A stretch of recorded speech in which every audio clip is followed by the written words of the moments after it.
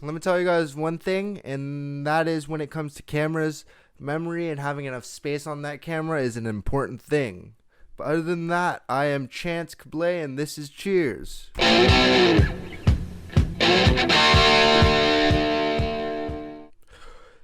just going to start off completely honest with you guys. It's been a tough week. It has been a really tough week for me, and I know I'm not looking the best. Definitely not looking the best, and you guys are probably wondering, why are you wearing glasses? I got into a confrontation with a force of nature, and I think the glasses are less of a distraction, so they're staying on this week. They're staying on. And nature's a scary bitch. Whether that be a bear, a shark, dog with testicles that are a little too big, maybe a strong gust of wind, or a really big wave out in the ocean. And that wave doesn't even need to be going fast. It just needs to be big enough, and it'll be scary as fuck. It will be scary as shit. But yeah, it's been a long week, guys, and I honestly had some doubts about doing this episode, but when you have doubts about life, when you have doubts about getting your responsibilities done, what do? You just keep trucking. No matter what, there are going to come times in your life when you don't want to get up, when you don't want to keep going. And you just have to remember that when life gets tough get going. I've been told that saying for years, and when you really want to succeed, you just need to push all the bullshit aside and be able to tell yourself, I have to get this done. And just keep a straight line towards that goal, and no matter what comes in your path, get to that goal.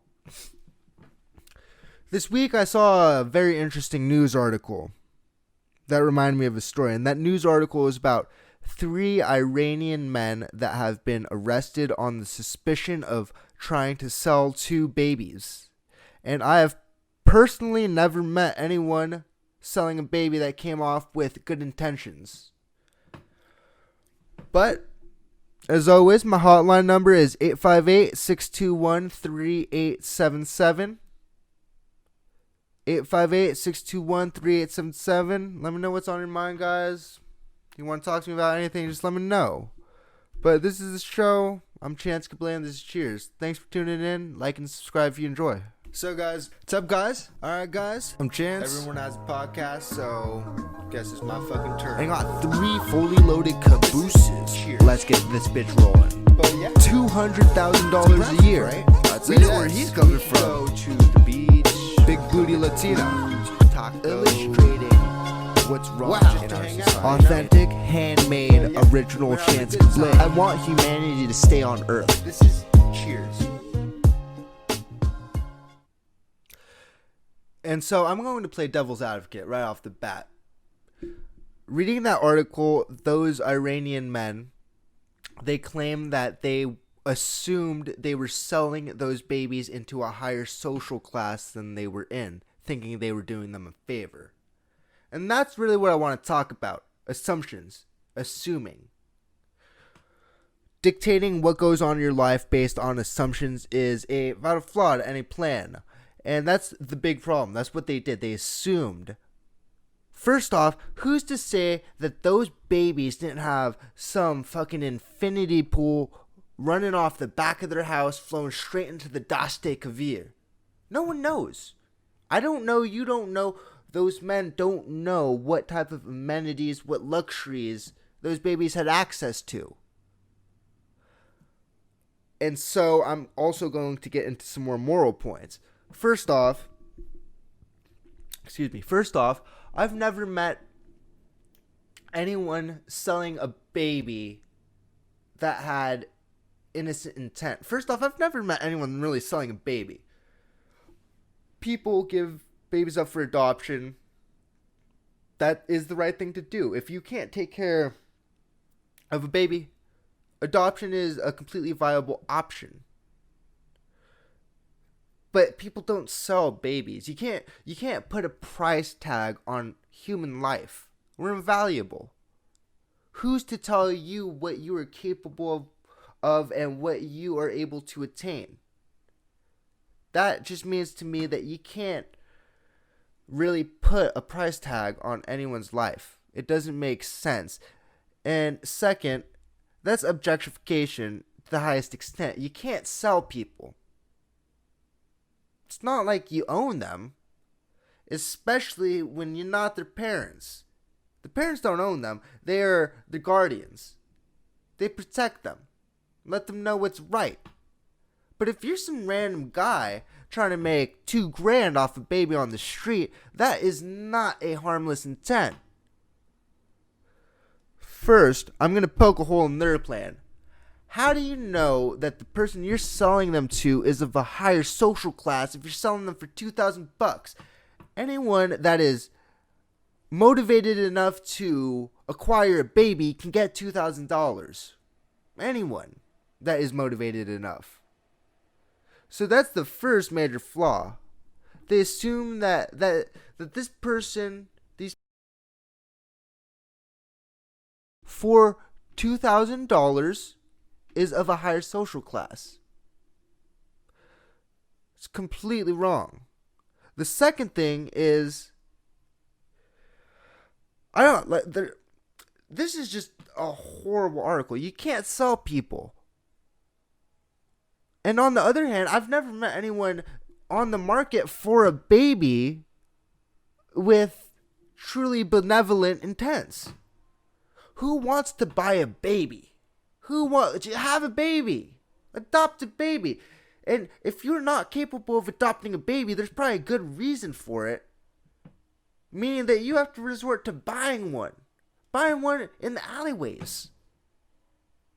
I don't know the condition of these babies, but you want to bring a baby into this world through love, not through financial means. And really, I was just astonished that this type of thing's going on. It definitely piqued my interest, and I know a lot of other huge humanitarian issues are going on in this world. But right now, I'm going to talk about assumptions. That's what I'm sticking to. And I will repeat, assuming is a vital flaw in any game plan. I've made the mistake. I've made it multiple times in my life. But one of the times where it's affected me the most was my second high school choir class. We were in the thick of the spring semester, coming down the home stretch. We were coming down hot. And my first assumption was that my teacher wanted me. I thought my role in that class was the role of a provocateur. And I thought I did exactly that. I thought I provoked her and I seduced her and she wanted me.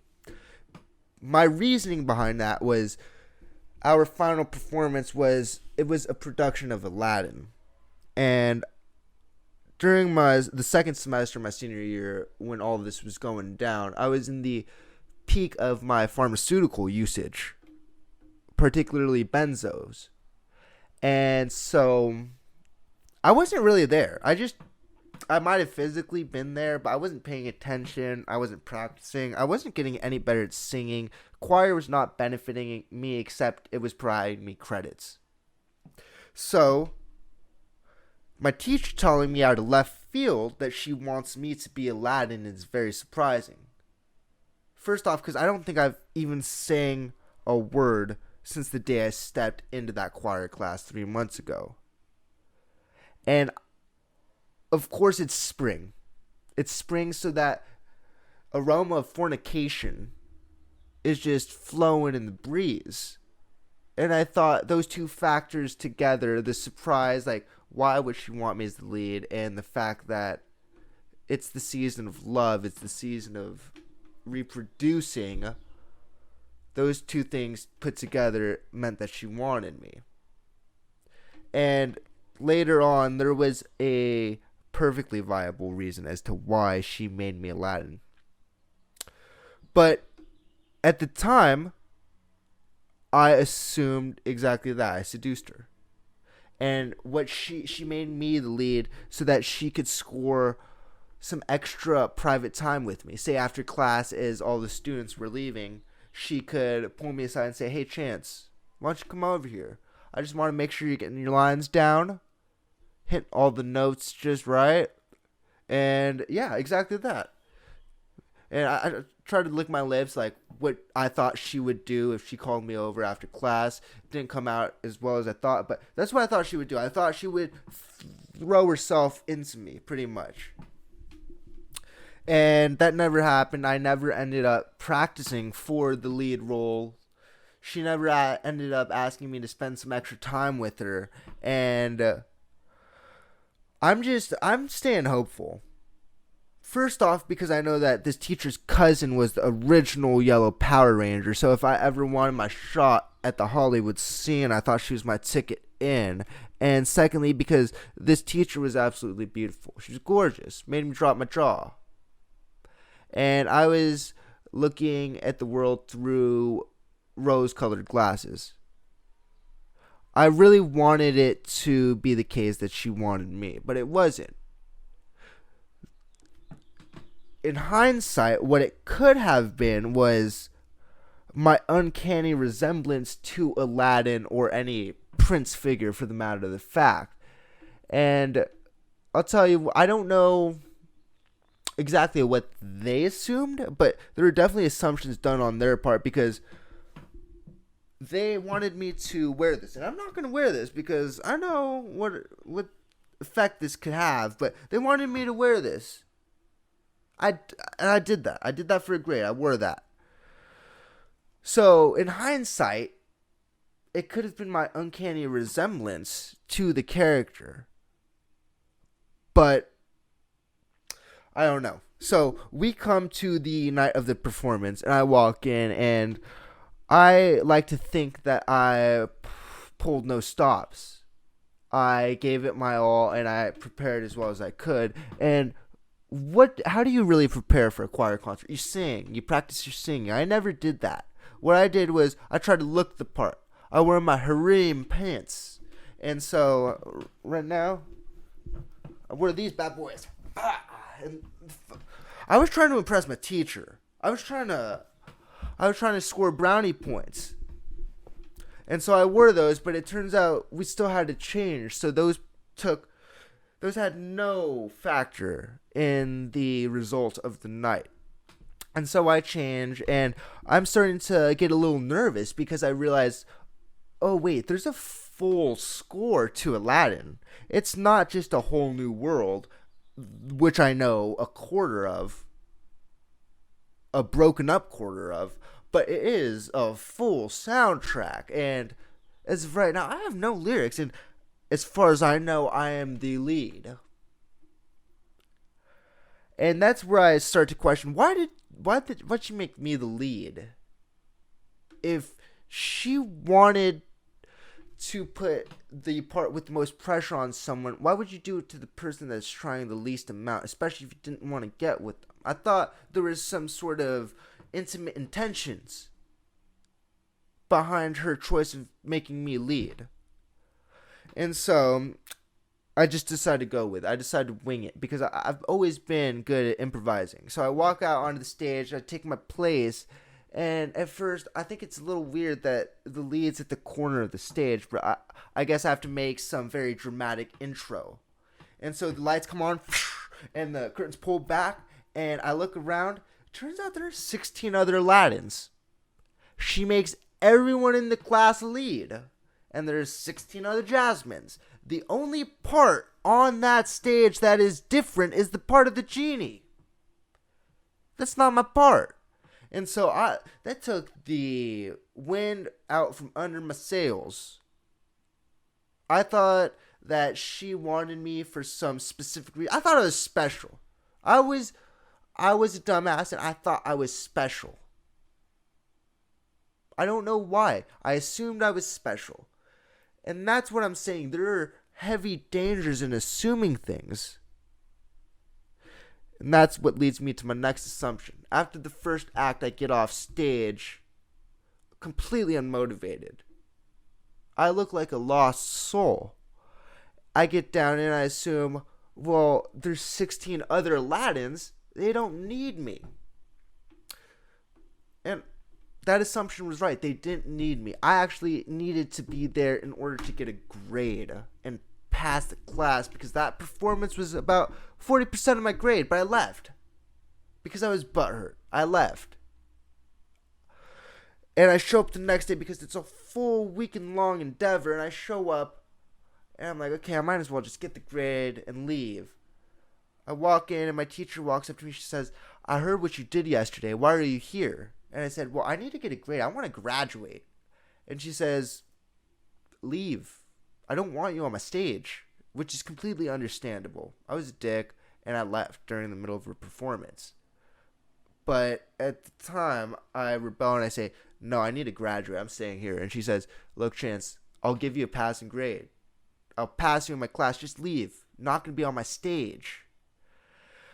So, with me hearing that she would give me a passing grade, I left. And I had no need to be there. I already embarrassed myself. I embarrassed myself through the assumptions, and I did not look good. The first night when everyone was dancing, I was about 3 seconds behind if I did the move whatsoever. But my teacher stuck true to her word, and she passed me, and that's how I graduated high school with 3.8. If that played out any other way, I probably guaranteed would have failed out of high school.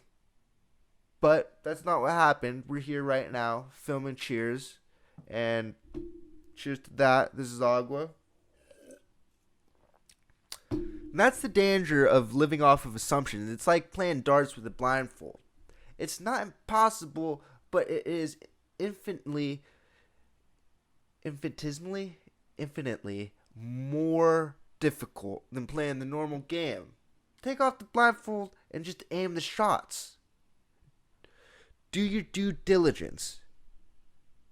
Do research. Things are easier when you research. Life is easier, guys. I'm telling you.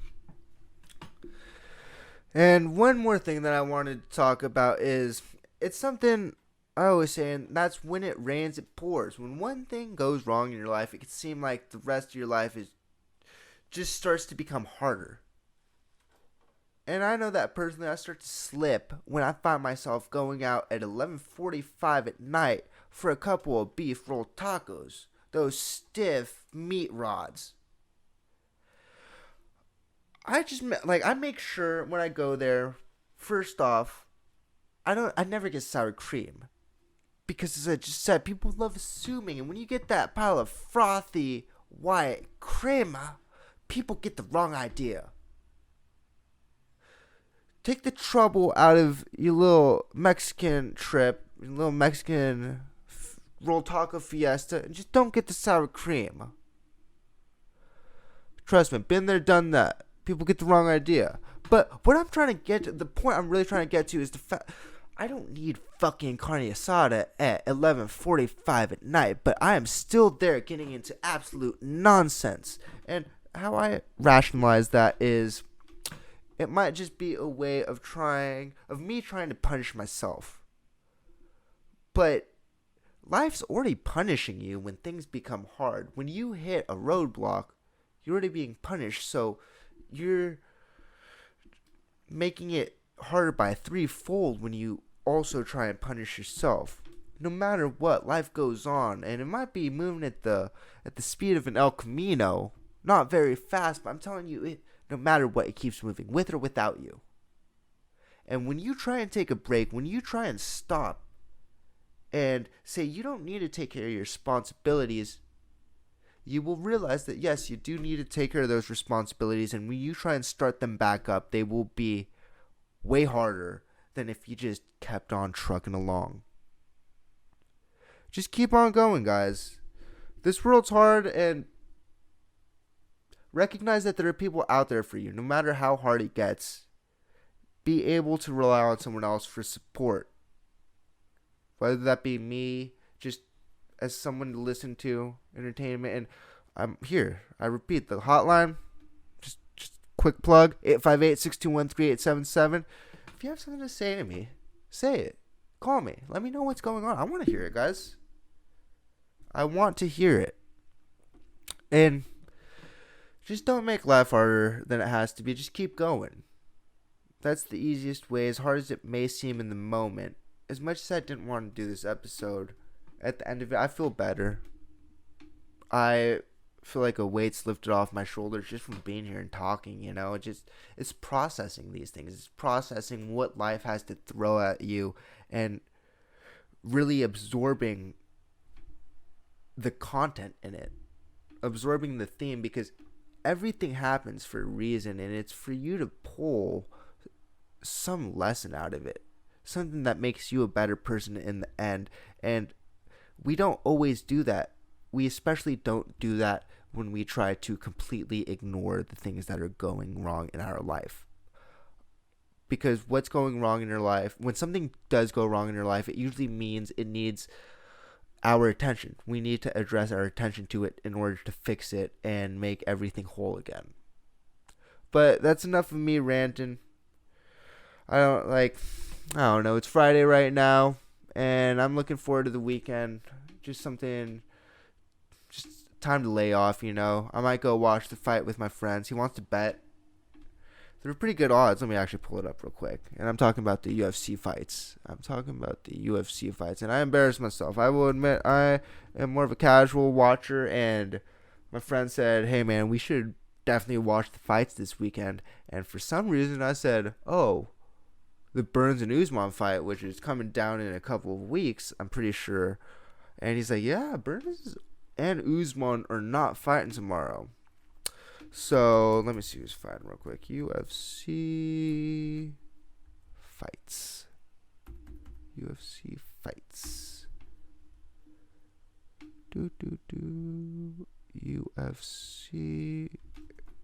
coming up.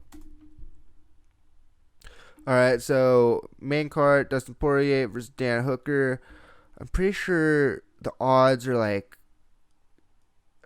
plus 180 for Dan Hooker, so that's very good odds there.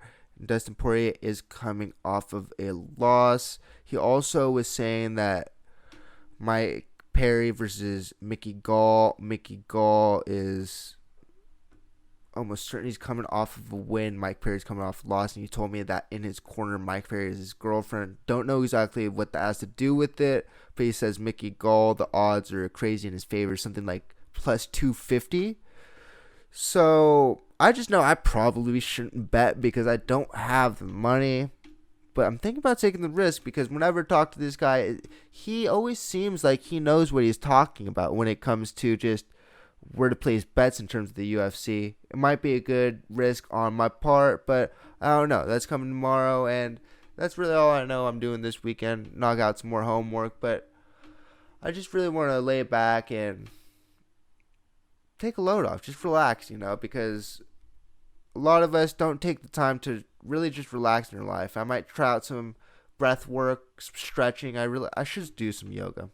That's what I'm going to do this weekend, guys. I'm going to do some yoga, some breath work, and yeah.